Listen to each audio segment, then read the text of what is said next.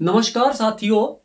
तो आज मैं बात करूंगा हमारे भारत में वास्को डिगामा के आगमन की।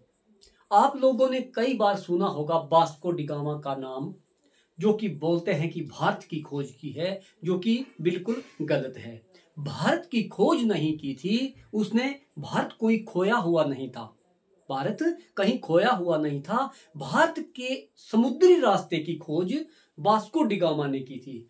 वास्को डिगामा से पहले कोई भी जो समुद्री रास्ता था हमारे हिंद महासागर से होता हुआ या अटलांटिक महासागर, उत्तर अटलांटिक या दक्षिण अटलांटिक से होता हुआ कोई भी यूरोपियन हमारे भारत में नहीं आया था। भारत को उस समय सोने की चिड़िया कहा जाता था, सोने की चिड़िया भारत को कहा जाता था उस समय में।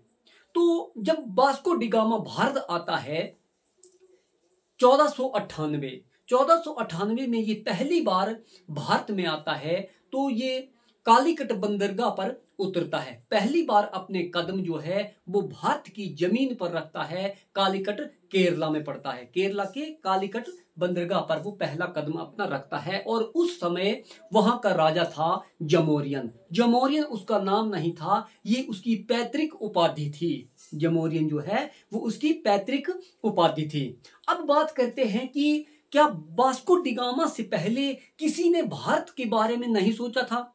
क्या भारत के व्यापार के बारे में किसी ने नहीं सोचा था? अब अगर किसी ने अट्रैक्ट किया था वास्को डिगामा या पुर्तगालियों को अट्रैक्ट किया था, आकर्षित किया था, वो किसने किया था? तो भारत में जो मसाले होते हैं वो भारत में बहुत ज्यादा होते हैं। उस समय भी भारत में जो मसालों का उत्पादन है वो बहुत उच्च पैमाने पर किया जाता था, जो कि जो यूरोप के देश हैं, ऊपर यूरोप के देश हैं, वो ठंडे देश हैं और वहां पर ज्यादातर मांस का सेवन किया जाता है। और कई प्रकार के जो मसाले हैं जो मांस में यूज होते हैं वो हमारे भारत से ले जाया करते थे।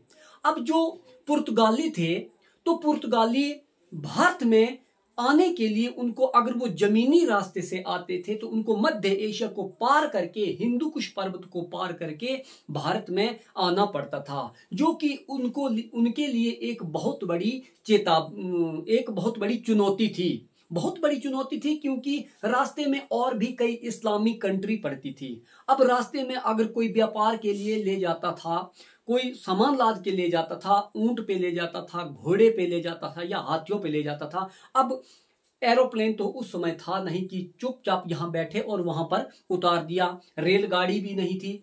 तो जो भी सामान था वो पशुओं के जरिए ही वो अपने देश ले जाते थे। अब जैसे ही पशुओं को लाद कर वो ले जाते थे तो रास्ते में कई देश उनको पार करने होते थे, जैसे एशिया के देश भी पार करने होते थे। उसके बाद फिर वो यूरोप में पहुंचते थे। तो रास्ते में कई लुटेरे उनको लूट लिया करते थे, कई लुटेरे लूट लिया करते थे। और वो अगर यहां कुछ धन या कोई सामान ले जाते थे तो रास्ते में ही वो खो देते थे उस सामान को।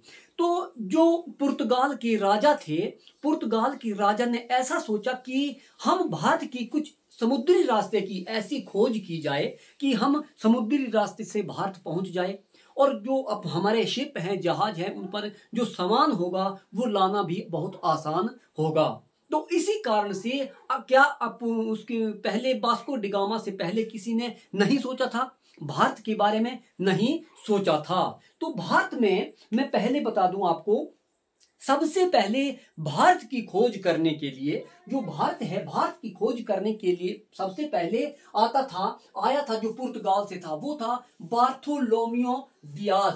कौन था? Bartolomeu Diaz. Bartolomeu Diaz. Bartolomeu Diaz, ये नाम सबसे पहले आता है भारत की खोज के लिए, लेकिन ये भारत में नहीं पहुंचा था, इसलिए इसका नाम जो है वो पर्दे के पीछे ही रह गया। लेकिन भारत की खोज में इसका भी कहीं ना कहीं बहुत बड़ा योगदान देखने को मिलता है। क्यों मिलता है मैं आगे बताता हूं। जो बार्थोलोमियो डियाज था वो भारत की खोज के लिए निकलता है। जो वहां का सम्राट था, राजा था, उससे सलाह मशवरा करके कि मैं भारत की खोज के लिए जा रहा हूं और कुछ आदमी लेके, जहाज लेके वो भारत के लिए निकल पड़ा। अब मैं कुछ मैप के माध्यम से बताता हूं। डिजिटल मैप मेरे पास है नहीं, इसलिए मैं ग्लोब से ही आपको बताऊंगा। ये है पुर्तगाल। तो पुर्तगाल से जैसे ही बार्थोलोमियो डियाज निकलता है तो वो उत्तर अटलांटिक महासागर से, महासागर से आता हुआ वो अफ्रीका के इस जगह तक पहुंचता है। यहां तक पहुंचता है वो, पुर्तगाल से निकलता है और अटलांटिक महासागर से, अफ्रीका से, जैसे जो हिंदुस्तान है, हिंदुस्तान का सबसे नीचे का जो बिंदु है वो कन्याकुमारी है। उसी तरह उसने एक जगह की खोज कर डाली, उस जगह की खोज कर डाली और उस जो अफ्रीका के बिल्कुल नीचे का बिंदु है, जिसे केप ऑफ गुड होप के नाम से जाना जाता है। क्या? Cape of good hope, cape of good hope, good hope, cape of good hope की जो खोज है वो बार्थोलोमियो डियाज ने की थी। वो भी भारत के खोजने के अभियान पर निकला था, लेकिन वो अफ्रीका से ही वापस लौट जाता है। जब यहां से पुर्तगाल से निकलता है, पुर्तगाल से जब वो चलता है, पुर्तगाल से चलता है तो वो अटलांटिक महासागर से होता हुआ केप ऑफ गुड होप पर आकर यहां पर वो रुकता है, कुछ दिन रुकता है और यहां से वो वापस चला जाता है। जब वापस चला जाता है तो वो बिल्कुल निराश होकर चल जाता है कि मुझे भारत का कहीं भी पता नहीं चला। जहां देखो वहां समुद्र ही समुद्र दिखाई देते हैं, कोई भी पता नहीं है कि भारत कहां पर है। अगर जमीनी रास्ते से वो जाते थे तो भारत वो पहुंच जाते थे, मध्य एशिया से होते हुए वो भारत पहुंच जाते थे। लेकिन यहां से अगर पुर्तगाल से भारत जाना है, यहां है भारत एशिया में। अब यहां देखो रास्ते में कितने सारे देश पड़ते हैं, कितने सारे देश पड़ते हैं और कितने छोटे छोटे सागर पड़ते हैं। तो वहां से जाते वो तो रास्ते में ही लुट जाते थे, इसी कारण वो समुद्री रास्ते की खोज कर रहे थे। उसके बाद जब वो लौट जाता है तो उसके बाद आता है जो कोलंबस, जिसने अमेरिका की खोज की, कोलंबस, जो कोलंबस था वो कोलंबस आता है, क्रिस्टोफर कोलंबस, वो कोलंबस आता है, वो बेड़ा उठाता है कि मैं भारत की खोज करूंगा। सम्राट से कहता है पुर्तगाल वाले कि मैं भारत की खोज करूंगा। अब वो भारत की खोज करने के लिए निकला तो जो बार्थोलोमियो डियाज था वो नीचे की ओर आया था, वो दक्षिण की ओर आया था। लेकिन पुर्तगाल से जो था कोलंबस था, सॉरी कोलंबस, जो कोलंबस था वो कोलंबस भारत की ओर नीचे नहीं आया, वो दक्षिण की ओर नहीं आया और वो पश्चिम की ओर जाता है, पश्चिम की ओर जाता है वो, और अमेरिका के एक द्वीप पर जाकर रुक जाता है, अमेरिका के एक द्वीप पर रुक जाता है। कौन? कोलंबस। कोलंबस जैसे ही द्वीप पर रुक जाता है तो वहां पर उसे जमीन नजर आती है कि यहां तो हमें भारत मिल गया। जब भारत मिल गया तो उसकी खुशी का कोई भी ठिकाना नहीं रहा। वहां पर देखा तो वहां पर उसने आदिवासियों को देखा तो वो देखने में काले थे। अब वहां पहुंचे तो देखने में काले थे और कुछ कुछ लाल दिखाई देते थे, तो उसने उसका नाम रख दिया रेड इंडियन। उसका नाम आज भी उस प्रजाति का नाम जो है वो रेड इंडियन के नाम से जाना जाता है वहां के आदिवासियों को। तो उसने, कोलंबस ने रेड इंडियन का नाम दिया और कई सालों तक वो अमेरिका के उस द्वीप को ही भारत मानने लगे। जो पुर्तगाली थे वो भारत ही मानने लगे थे कि ये भारत है। लेकिन बाद में फिर ये सिद्ध हो गया कि ये भारत नहीं है, भारत तो पूर्व की ओर जाएंगे, जब पूर्व की ओर जाएंगे तो भारत आएगा, या ये तो भारत नहीं है। तो उसके बाद तीसरे नंबर पे आते हैं वास्को डिगामा। जो वास्को डिगामा था, अब मैं वास्को डिगामा के बारे में आपको बता रहा हूं। जो वास्को डिगामा था, वास्को डिगामा का जन्म जो है वो 1460 ईस्वी में, 1460 ईस्वी में हुआ था पुर्तगाल में। पुर्तगाल में हुआ था 1460 ईस्वी में, इसका जन्म पुर्तगाल में हुआ था। और ये शुरुआती में ही इसका ये जो बचपन है, बचपन वहीं पर वहां पर एक कस्बा है जिसका नाम है साइनिस। क्या नाम है? साइनिस। एक कस्बा है साइनिस। उस साइनिस कस्बे में वास्को डिगामा का बचपन बीता। और वो कस्बा समुद्र के किनारे है, वो कस्बा समुद्र के किनारे है और वहां पर उसका बचपन बीता। और जो वास्को डी गामा के पिता थे, वास्को की डिगामा के पिता थे, वहां की जो राजा थे वो राजशाही के एक नाइट की उपाधि उन्होंने धारण करके रखी हुई थी। क्योंकि जो जहाजों का लेन देन होता था, जहाज जाते थे आते थे, उनका जो कमांडर था उसको मान के चलो आप, उसको नाइट की उपाधि, उस समय उसको नाइट कहा जाता था। तो नाइट की उपाधि जो है वो वास्को डी गामा के पिता ने धारण करके रखी हुई थी। कहां? साइनिस में।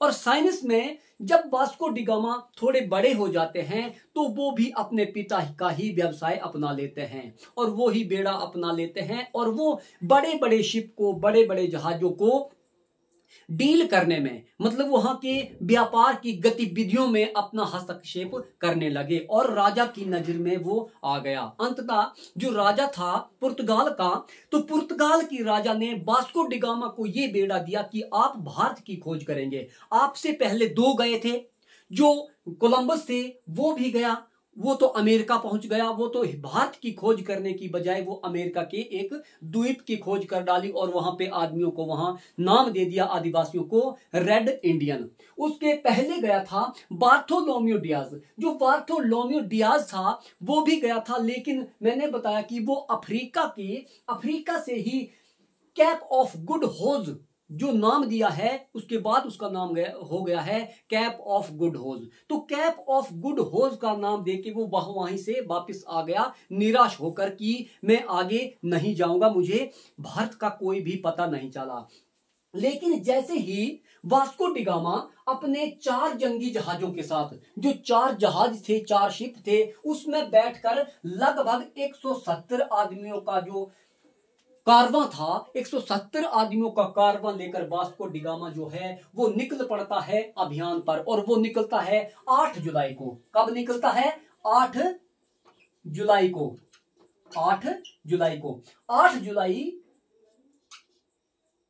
1497 को ये निकलता है। 8 जुलाई 1497 को वास्को डी गामा पुर्तगाल से निकलता है 170 आदमियों के साथ और 4 जहाजों का बेड़ा अपने साथ लेकर वो भारत की ओर रवाना होता है। लेकिन भारत की ओर उनको नहीं आना था, क्योंकि भारत की ओर कोई भी समुद्र नहीं था। अगर समुद्र था तो वो अटलांटिक महासागर था, उत्तर अटलांटिक और दक्षिण अटलांटिक। तो वो नीचे दक्षिण की ओर उन्होंने चलना शुरू किया और दक्षिण की ओर चलते चलते उनको रास्ते में और भी कई छोटे छोटे जो है वो द्वीप मिले। वो अंततः लगभग वो पहुंचते हैं 22 नवंबर को कैप ऑफ गुड होज पर पहुंचते हैं। 22 नवंबर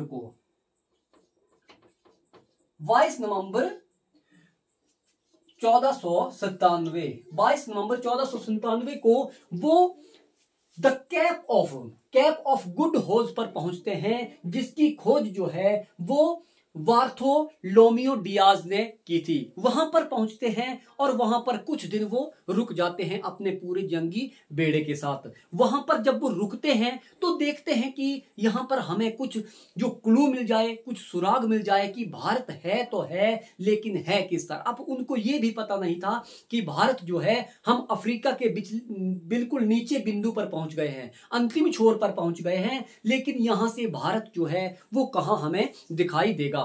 तो वहां पर उन्हें एक गुजरात का आदमी मिलता है, गुजरात का वहां पर एक आदमी मिलता है, नाविक मिलता है। तो वो सबकी आंखों में देखता था। जो वास्को डी गामा है उसने अपनी डायरी में ये लिखा है कि मैं सबसे पहले उनकी आंखों में देखता था। आपने नोटिस किया होगा, जो विदेशियों से अगर किसी ने बात की है, अगर जो अंग्रेज होते हैं, जो विदेशी होते हैं, अंग्रेजों की आंखों में आंख डाल करके अगर बात करेंगे आप तो हेलो हाय या वो ऐसा कुछ कहेंगे। लेकिन अगर हिंदुस्तानी होगा, हिंदुस्तानी की आंखों में बात करके देखेंगे आप, अगर बात नहीं करके करेंगे, बिल्कुल स्टीक आप उनकी आंखों में देखेंगे तो बिना पूछे वो ही पहले ही पूछ देगा, अरे भाई क्या बात है। वो बिल्कुल पूछेगा आपसे कि क्या बात है। तो इसी कारण से वास्को डी गामा ने उस जो गुजराती था उसको पूछ लिया कि आप हिंदुस्तानी हैं। तो गुजराती ने कहा कि मैं हिंदुस्तानी नाविक हूं और यहां से भारत जो है वो कई मील जो है वो दूर है, आप अफ्रीका में हैं। तो उसने पहले बताया कि जब यहां से हम पूर्व की ओर जाएंगे तब ही भारत पहुंच पाएंगे, क्योंकि भारत जाने के लिए हमें हिंद महासागर को पार करना होता था। तो अब क्या था, वहां से उनका जो बेड़ा था वो आगे बढ़ने लगा। वास्को डिगामा अपने साथियों के साथ आगे बढ़ता हुआ चलता जाता है। और वो द्वीप जो थे, मैं आपको जो बता दूं, जो अफ्रीका के द्वीप है छोटे छोटे, वो एकदम ही यहां से जो कैप ऑफ गुड होप है वहां से एकदम ही भारत नहीं गया था। वो यहां से ऊपर की ओर, वो पहले ऊपर की ओर चला। ऊपर की ओर चलते चलते वो कई द्वीपों पर रुका, और वो द्वीपों पर रुकने के बाद धीरे धीरे वो भारत के करीब जाने लगा था। भारत के वो धीरे धीरे करीब जाने लगा था। और वो सबसे पहले जो बंदरगाह है, एक बंदरगाह है वहां पे जिसका नाम है मालिंदी। क्या नाम है? मालिंदी बंदरगाह। वो मालिंदी बंदरगाह पर पहुंचता है, और मालिंदी बंदरगाह पर पहुंचने के बाद देखता है कि यहां पर कोई हरकत है कि हम जाएं तो जहां जाएं कहां। लेकिन शाम के समय उसने देखा कि जो पक्षी हैं, पक्षी पूर्व की ओर जा रहे हैं। पक्षी पूर्व की ओर जा रहे हैं। तो उसने ये अनुमान लगाया कि ये पक्षी पूर्व की ओर जा रहे हैं, इसका मतलब उस नाविक ने ये बताया था कि भारत जो है वो पूर्व में है। अब पूर्व की ओर जा रहे हैं, इसका मतलब है कि कहीं ना कहीं भैया आगे जमीन तो जरूर ही मिलेगी। तो फिर वो आगे बढ़ना शुरू कर देते हैं वो वास्को डिगामा और उसके साथी। और अंततः वो 20 मई 1498 को कालीकट बंदरगाह पर पहुंचते हैं, जो कि केरला में है। कालीकट बंदरगाह, वहां पर पहुंच जाते हैं। और पहली बार भारत की जमीन पर पुर्तगाली किसी ने कदम रखा था तो वो था वास्को डिगामा। अब भैया आप ये बताओ कि वास्को डिगामा ने भारत की खोज की थी या समुद्री रास्ते की खोज की थी? भारत कोई खोया नहीं था, भारत की खोज नहीं की थी। हाँ, समुद्री रास्ते की खोज उसने की थी कि भारत कैसे पहुंचा जाए वाया समुद्री रास्ते होकर के।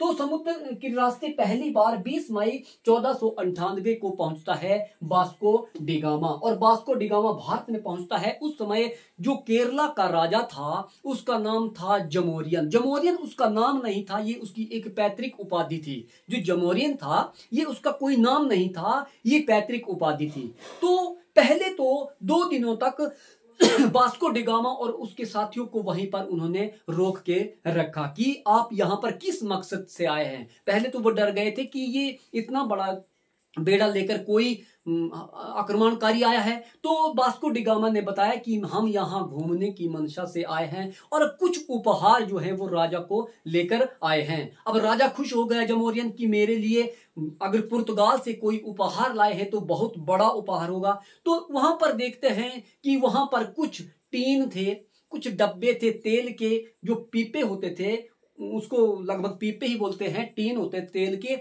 वो टीन थे। और कुछ छोटा मोटा सामान जो है वो जमोरियन के लिए लाया था। इससे जमोरियन बहुत ही नाखुश हुआ, यानी वो नाराज हो गया और उससे वो वहां से उसको भागने को कह दिया। तो जब वास्को डिगामा ने अपना प्रस्ताव रखा कि हम आपके प्रदेश में, आपके राज्य में, आपके देश में व्यापार करेंगे, हम मसाले का व्यापार करने के लिए पुर्तगाल से आए हैं, तो जमोरियन ने मना कर दिया। और जमोरियन ने के मना करने पर वास्को डिगामा जो है वो लौट जाता है। वास्को डिगामा वहां से लौट जाता है। वास्को डिगामा लौट जाता है और फिर ये अगस्त में लौट गया था। 20 मई को आया और अगस्त में ये वहां से लौट जाता है। अगस्त में लौट जाता है और अपने पुर्तगाल चला जाता है। जैसे ही पुर्तगाल में, आपको पता है जब वो लौटा था, जब आने में उसको समय लगा था मालिंदी से, जब मालिंदी से आया था तो उसे महज कुछ दिनों का वहां पर समय लगा था।